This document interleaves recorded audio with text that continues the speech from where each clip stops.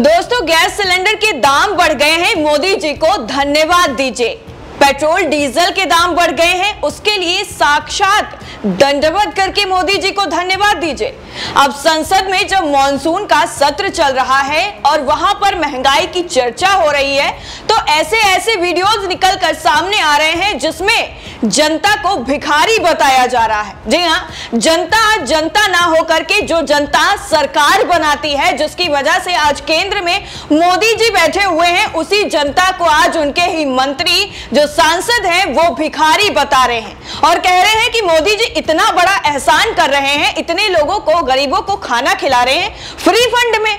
आपको इस चीज पर उन्हें धन्यवाद देना चाहिए, फिर भी आप महंगाई की रट लगाए बैठते हैं। ये बिल्कुल ठीक बात नहीं है ना कि आप उनको सीधा टारगेट करने लग जाते हैं जब वो अच्छे काम कर रहे हैं, फ्री फंड में खाना खिला रहे हैं, तो आप उनको धन्यवाद क्यों नहीं देते हैं? क्यों आप दूसरे मुद्दे लाकर मोदी जी को घेरने की कोशिश करते हैं? अब यहाँ पर ये विधायक महोदय, ये सांसद महोदय जो है, कौन है, क्या कह रहे हैं, ये सारा वीडियो हम आपको दिखाएंगे। लेकिन पहले जरा इनके जो ज्ञान है उस पर थोड़ी सी चर्चा कर लेते हैं। दरअसल ये भूल गए हैं कि जिस जनता को आज ये भिखारी बता रहे हैं, उसी जनता की वोट की बदौलत आज ये उस संसद भवन में बैठकर इस तरह की अनाप शनाप जो बकवास कर रहे हैं, वो इनको जनता ने वहां तक पहुंचाया है। इसके साथ ही आज जनता चाहे तो वही पूरा का पूरा तख्ता पलट कर सकती है, लेकिन फिर भी इन्हें मोदी जी को हर चीज के लिए धन्यवाद देने के लिए लोगों को बताने में जरा सा भी संकोच नहीं होता है, जरा सा भी ये मौका नहीं छोड़ते हैं जिसमें मोदी जी को धन्यवाद ना दिया जाए। अगर किसी के घर में चिराग भी जल जाता है तो उसके लिए भी मोदी जी को बाकायदा धन्यवाद देने का जो प्रचलन इन लोगों ने चला दिया है, उसके लिए भी धन्यवाद देना पड़ेगा। साक्षात किस तरह से जब पेट्रोल डीजल के दाम बढ़े थे, पेट्रोल पंप पर फोटो लगी हुई थी मोदी जी की, तो लोगों ने सामने खड़े होकर साक्षात दंडवत कर कैसे तंज कसा था और कहा था, धन्यवाद मोदी जी, आपने इतना महंगा पेट्रोल कर दिया। अब जब मॉनसून सत्र चल रहा है और संसद में महंगाई की चर्चा, खुशनसीबी है कि महंगाई की चर्चा कम से कम शुरू तो हुई।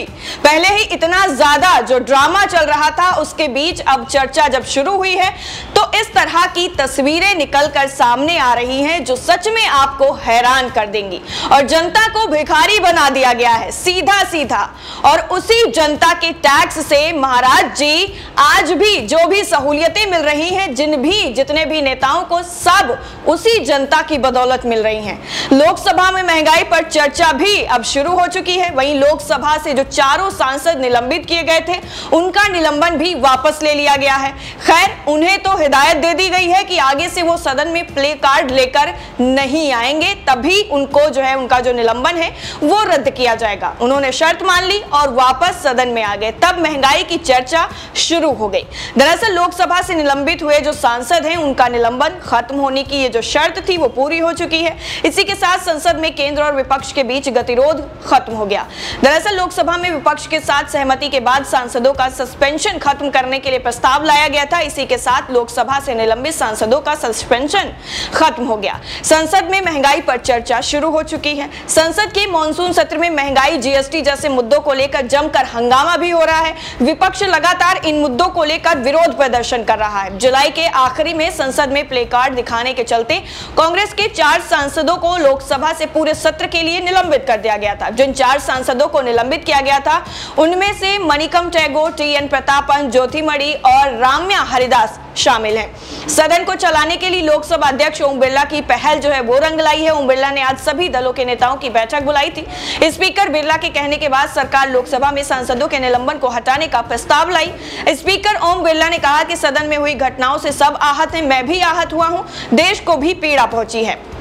महंगाई पर चर्चा के दौरान बीजेपी सांसद निशिकांत दुबे ने तो अपनी सारी की सारी मर्यादाएं ही लांघ दी और प्रधानमंत्री मोदी की तारीफ के ऐसे पुल बांधे कि फ्री के राशन के लिए उन्होंने जनता को भीख के तौर पर दिए जाने वाले राशन की याद दिलाई और कहा कि मोदी जी का शुक्रिया अदा करो।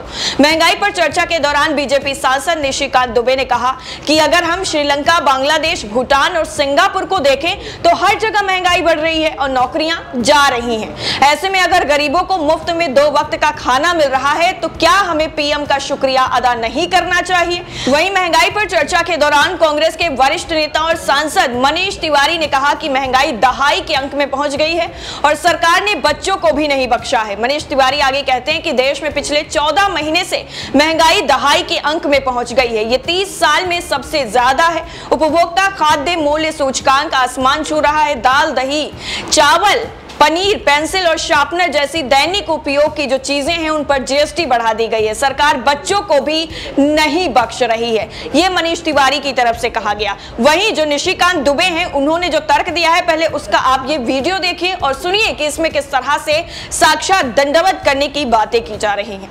हमारे प्रधानमंत्री यदि 80 करोड़ गरीबों को फ्री का खाना दे रहे हैं, फ्री फंड का खाना दे रहे हैं, तो क्या हम बधाई के पात्र नहीं है? क्या हमको प्रधानमंत्री जी को बधाई नहीं देना चाहिए?